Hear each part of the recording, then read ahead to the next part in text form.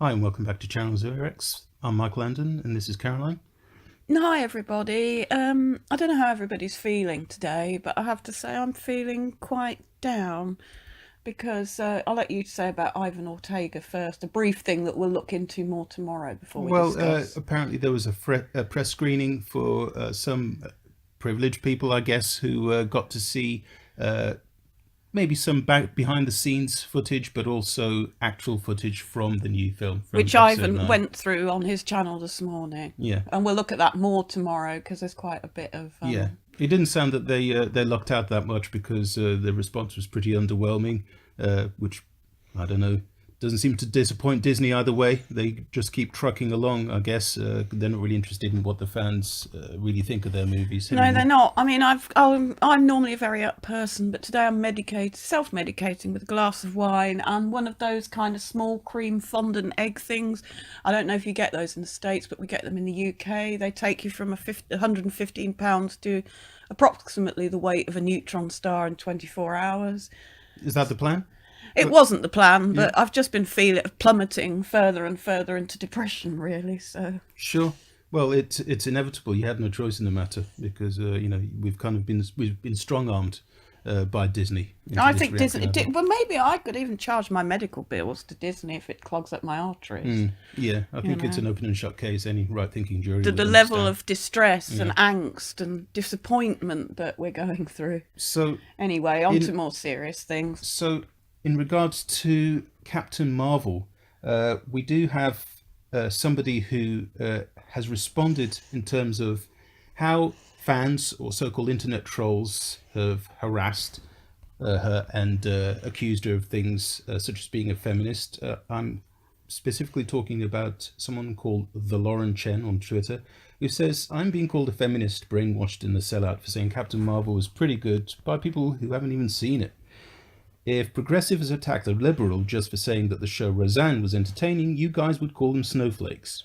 I don't really know who is being called a feminist for liking the Captain Marvel movie. I think we've kind of like moved pretty far ahead of the ad hominems in respect to this, Is and that we're other? now Is that response that's more well, interesting? this is the thing. That It's the leads us response. nicely into the It's next the topic. response from a gentleman called Boone Hudgens, his handle on Twitter, and he is saying, "I'm getting pretty sick of the outrage junkies. I'd rather hear honest critique of the movie's merits and flaws, which are both in full supply, rather than culture war propaganda on any side." Uh, Now, do you think So that's the case?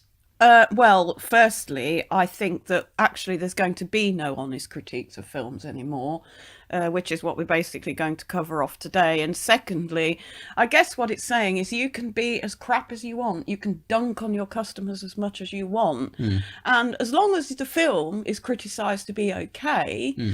then that's all right. I'll give it my box office dollars. But moving on to, I think, the most Well, disturbing yeah, thing. yeah, the silencing of any kind of dissent How in are regards we? to this Because what have movie. we got? Let's just, because other people have covered this very well and Well, there's the ably. Sci-Fi Wire interview, wasn't there, with the guy Oh, saying that yeah. it's perfectly okay for movie critics, journalists of the press, to look the other way and completely ignore any kind of responsibility they may have to be objective Truthful. and truthful, about how they feel about any particular movie, if it's going to impinge on them having access to the stars of the movie or the creators, and press screenings, all of that kind of business, interviews. So, first of all, we've got access journalism, and then we've got the fact that the audience anticipation voting was taken down off Rotten Tomatoes. It was followed by the removal of a massive amount, 59,000 worth of Yeah. negative reviews. Then Mm. from what I've looked at and seen, as well as having heard spam botting. So Yeah. literally the same review Yeah. The is goalposts always repeated. being removed. But I found that interesting that most of those names seem to be men. You know, Mm. of those false accounts Mm. where it all gave the same Yeah. review. Yeah. The So we've spam got bots. Yeah. all that, and now we've got people saying, well, as long as I can get an honest critique. Mm. But the point is, So where where are is all these this honest going? critiques are going to be coming from? Really, if it's just you're turning directly to the audiences, the people who've seen the movie, by all means. It seems that you're not really going to be getting Well, they can't vote anything their honest. interest anymore. And if they Well, do exactly. comment adversely about a film with Yeah. reasons, they're just expunged. And I Yeah. think what we're looking at here is something bigger. What I wonder, because this is unprecedented in my experience, is if this is a pilot. This is being done by Marvel as a test run, Yeah. so that in future, basically, audience views are completely expunged from Yeah. any of the numbers. Yeah.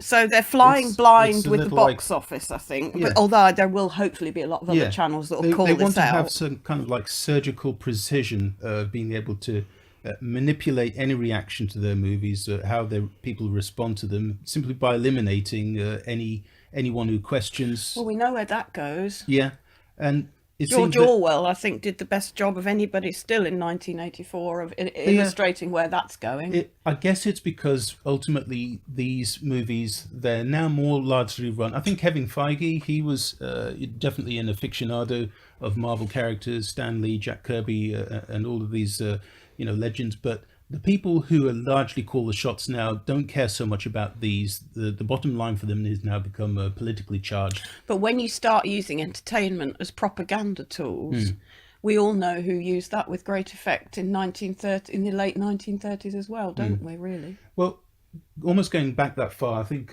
was it the 40s when Wonder Woman was created. She's had she has a long legacy. She's been around a long time. She's been in people's hearts. People have good faith in that character. I used to watch is it Lindsay Carter? Yeah. I love that show. It's an established brand. It's a much beloved brand. Up there with Batman, Superman, Spider-Man. She's one of the big leagues with everybody. Yeah, my sister and brother used to watch that. Every as well. household, knows about these, but barely any household up to now has ever heard of Captain Marvel. And I figure Disney and Marvel, they figured the quickest way to change that wasn't to slowly build up her case, slowly build up her character, slowly build up the fact that Yeah. there's actually something good to read. There's something to interesting. show that she's flawed, that she has to overcome. She has to basically go through the hero's journey. Yeah. The stages of the hero's journey, or Parsifal's journey, or however you want to put it. There's something very, very important about the hero's journey, which this movie, we haven't seen it, so we don't have the authority to speak. Or heroine, I suppose, specifically. But from what I understand from the reviews, this is not anything like a kind of traditional hero's journey, because those involve a humbling of the character before they can learn from themselves. The only humbling generally it's the Lear-esque ego breakdown thing, isn't it? You have to face your darkest self and your lowest moment. Yeah. And then you rise from those ashes. With this, she has a mentor who, I guess, kind of bests her in training and tells her the reason that she isn't able to, fully find her, her feet is because she's too emotional, even though she's quite clearly barely ever displays any kind of hint of an emotion. But from what I've heard, she basically there's no angst. There's no, is this character in danger? Is this character in difficulty? It's Mary Sue. It's just like Ray. Yeah, your character's got to face some kind of a dark night of the soul, or be, face a hubris, and then they get a smackdown like Luke did when he went to face Vader. He had the kind of best motives in abandoning his training on Dagobah, and he wanted to save the lives of Leia and Luke, his friends, and we could all kind of relate to that. With Captain Marvel, the movie, there doesn't seem to be any of that kind of transition. When she faces something kind of really devastating, which she has to kind of reflect on and learn from. But the deeper message here, the really worrying message, I think, is that we don't choose our genders, as far as I'm aware, but if you happen to be born female now, you don't have to strive for anything. You shouldn't have to earn anything. You shouldn't have to go through a dark night of the soul. You should be entitled to earn anything you want without necessarily going through the same challenges as everybody else. But you shouldn't have to develop your character. Everything should just be served for you on a plate. And this is not a healthy... This is not a healthy thing that we're seeing here. The silencing of audiences across YouTube for the first time. I cannot remember this happening before. And this whole thing about, as long as you're born a certain gender, your life is going to be an easeful path of The sad thing about joy. this kind of feminism, I think, is because it relies on a belief in a conspiracy to keep women down, to keep women suppressed.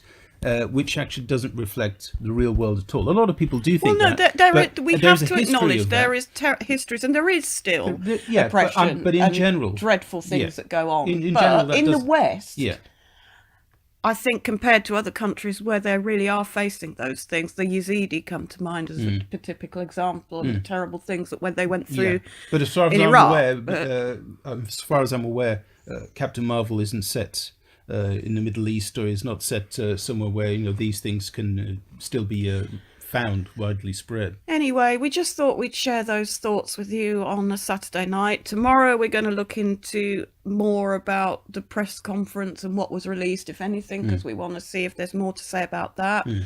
But wherever you are, enjoy your Saturday, stay safe, and see you soon. Take care. And before we go, if you like, please subscribe, hit that like button, and we'll see you soon. Bye-bye. Take care.